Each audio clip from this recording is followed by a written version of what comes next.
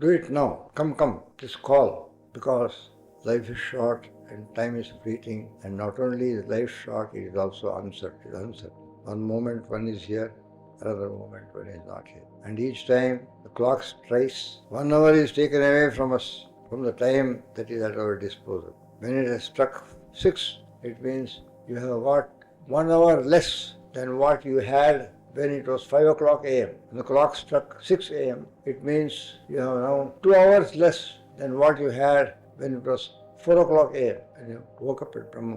When the sun rises and sun sets, 1 day has been taken away. One is not conscious, one is not aware of this past, the flow of time, rapidly going away. No one can stop this moment of time. These thoughts which I presented to you today were evoked yesterday night when I came to the satsang. As the car approached the doorway and I was about to get down, I remarked Swami Maharaj. I told him, look here, Swami, time was, in the olden days, when the car came to a stop and the door was open and I got out and proceeded towards the door of the Samadhi hall. And when I stepped into the Samadhi hall and I was proceeding to take my seat there, first of all I used to cross Dr. Kuti. She was the first to sit here. I used to bow to her. She used to bow to me.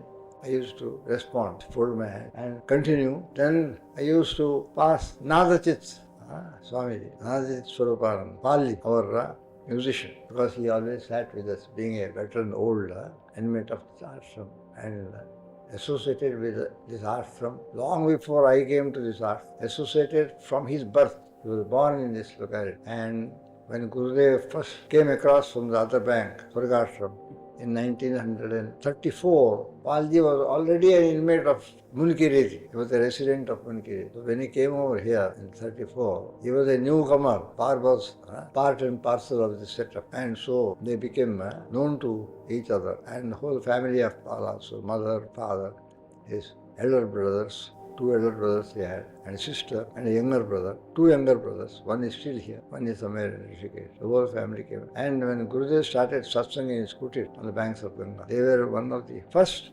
satsangis who started attending. They were one of the local families attending satsang. And when they became very familiar, Gurudev cracked jokes with Palji, and sometimes they played Indian games. They played marbles, gulli danda. There is a game which is played like croquet, you see, with a stick in one hand and a small little, another second piece of wood which is round at the middle but tapering on both ends. So if you kept it and you struck one of the tapering ends, it flew into the air, and before it hit the ground, you were supposed to hit it as far away as possible. It's a gulli danda. And so Palji had the privilege of playing these games with Gurudev, because at that time Gurudev had not yet set up the ashram and started becoming fully engrossed in his activity. He was comparatively free. And so I used to pass him. And now they have passed us. Dr. Kuti is no more, her place is vacant. Palji's place is vacant.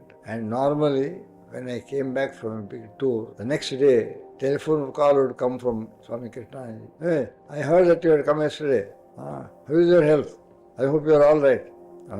He said, by grace of Gurudev and all your blessings, I am all right. This was a routine exercise. And now that inquiry is not there, because the inquirer is not. So I said, which is more certain? Is death more certain or life more certain? We have to come to the indisputable and inevitable conclusion. Death is more certain. Death is 100% certain. Life is not 100% certain. We cannot guarantee and say, yes, you will live until you are 75. You will live until you are 80. You will live until you are 85. All predictions may come false, because it takes very little to cut a life short. And sometimes it takes nothing at all. And so, life is uncertain, death is certain. One makes elaborate plans for one's children. When they grow up, we'll send them to best school, best college, and best university, postgraduate, research scholar, PhD, send him abroad. And all this happens, and so he goes abroad, and something happens there in the past. And all his dreams, father dreams about the son. Father remains, the dream vanishes, and son is no more to fulfill the dream. Therefore, the note of haste, come, do not tarry, do not delay. Awake, arise, attain the goal. Uttitta jagrata prapya varanya bodha.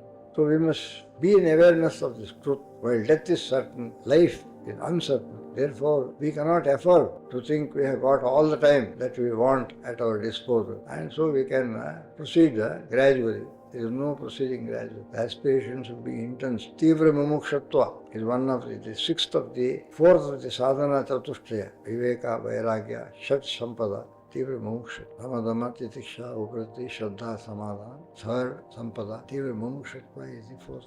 Therefore, blessed friends, death teaches us that life is very precious. Life is very uncertain.